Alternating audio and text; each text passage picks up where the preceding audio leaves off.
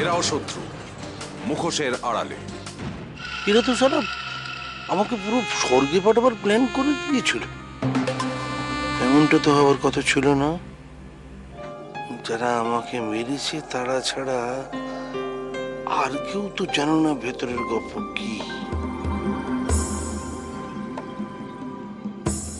হ্যাঁ, Sumit Mukherjee, Bravo Bravo. সারা লোকে জানবে আমি পাগল, কিন্তু কেউ জানবে না যে আমি পাগল নই, শিয়ানা পাগল।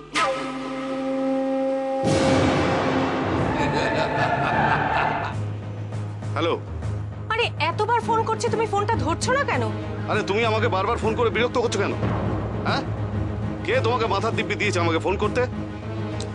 সম্বিত, আমি তোমার সব খবর জানি।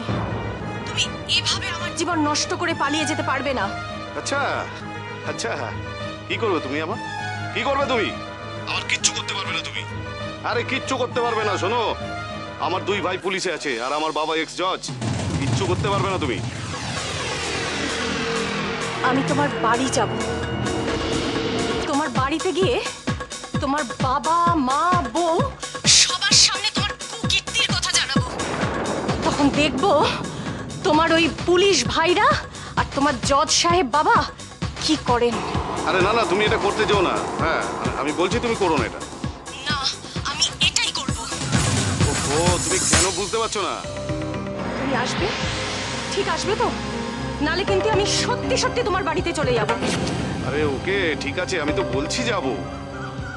ওকে, পাগল করে দেবো পুরো পরিবারটাকে। আমাকে জেলে ঢোকানো, রসুল করে আমি তারপর সুমিত মুখার্জিকে জেলে ঢোকানো। ইচ এন্ড এভরিবডিকে ভুগতে হবে তার জন্য। সবকটাকে পাগল বানিয়ে একমাত্র সুস্থ থাকবো আমি।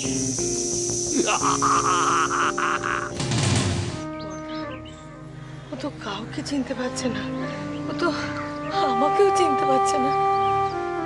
দেখো নীলিমা, ওর মাথায় চোট লেগেছে। আমার ধারণা একটা টেম্পোরারি লস অফ মেমোরি হয়েছে।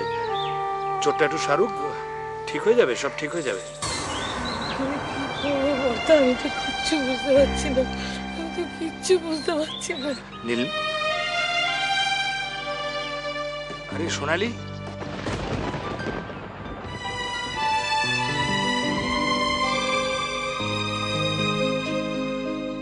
তুই এসছিস ভালোই হয়েছে। তুই একটু তো কাকিমার সঙ্গে সঙ্গে থাক, বেচারি এত ভেঙে পড়েছে। ঠিক আছে, আমি কাকিমাকে নিয়ে যাচ্ছি। যা ভেতরে যা, যাও নীলিমা। আমি ও বাড়িতে ফিরে যাব না।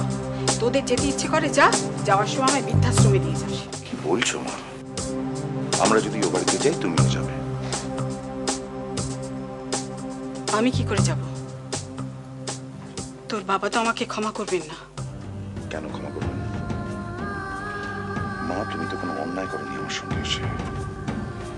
তাকাও আমার দিকে। আর যদি তোমায় ক্ষমা না করেন তাহলে আমরাও কেউ ওই বাড়িতে থাকবো না, ঠিক আছে? কিন্তু কোনো কিন্তু না, আমি যেটা বললাম সেটাই ফাইনাল। ওকে? কিন্তু একটা বড় কিন্তু।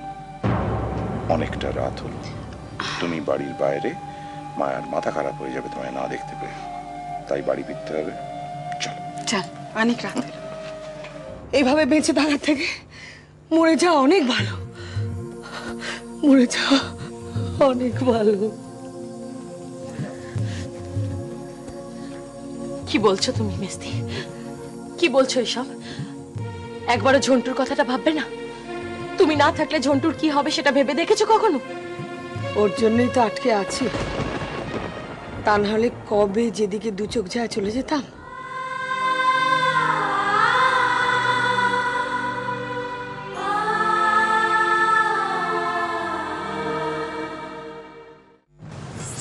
এরাও শত্রু, মুখোশের আড়ালে।